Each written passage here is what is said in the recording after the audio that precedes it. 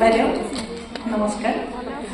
আজি ইয়াত উপস্থিত থকা হলেও আমাৰ অসমবাসী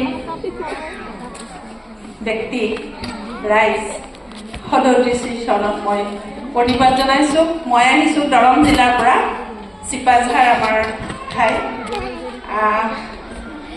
মই কাম কৰিবলৈ আজি 4 মাহমান হ'ল।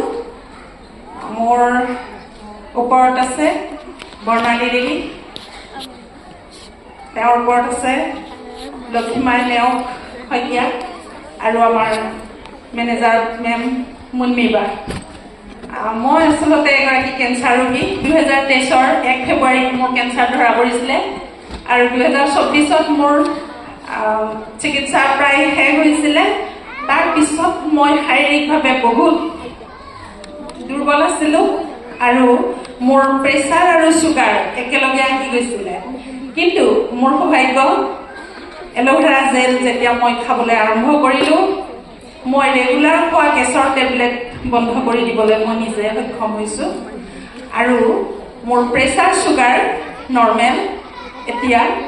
আৰু এল'ভেৰা জেল যিটো আমাৰ সাংঘাতিক ভাল প্ৰডাক্ট, যাক মাদাৰ প্ৰডাক্ট বুলি কৈছে কোম্পেনীয়ে।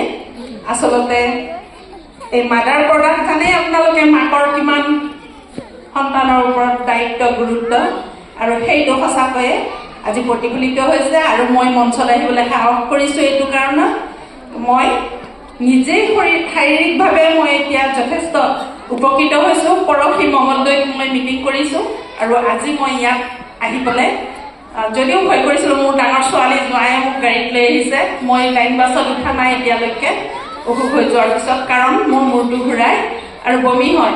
আজি কিন্তু গুৱাহাটীলৈ আহিছোঁ, মই এবাৰো বমি কৰা নাই। গতিকে শৰীৰৰ প্ৰডাক্টে মোক সঁচাকৈ বহুত সবল কৰিছে। আৰু মোকেই নহয়, মোৰ লগৰ 2জনীক মই খুৱাইছোঁ, তেওঁলোকে খাইছে।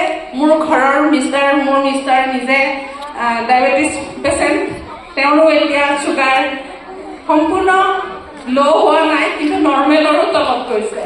গতিকে আপোনালোকক মই এটি ভাল খবৰ দিবৰ কাৰণে আচলতে মই মঞ্চত আহিবলৈ নিজে ইচ্ছা কৰিলোঁ। আৰু মোৰ আপলাইন বাইদেউসকল মোৰ লগত বহি আছে, তেওঁলোকেও মোক ক'লে এষাৰ কৈ আহক। সেইকাৰণে মই ক'লোঁ সকলোৰে উজ্জ্বল ভৱিষ্যত কামনা কৰিছোঁ আৰু আপোনালোকৰ পৰা মই আশীৰ্বাদ বিচাৰিছোঁ যাতে ময়ো আপোনালোকৰ লগত খোজ মিলাই আৰু এখোজ আগলৈ মই যাব পাৰোঁ। তাৰ বাবে ধন্যবাদ।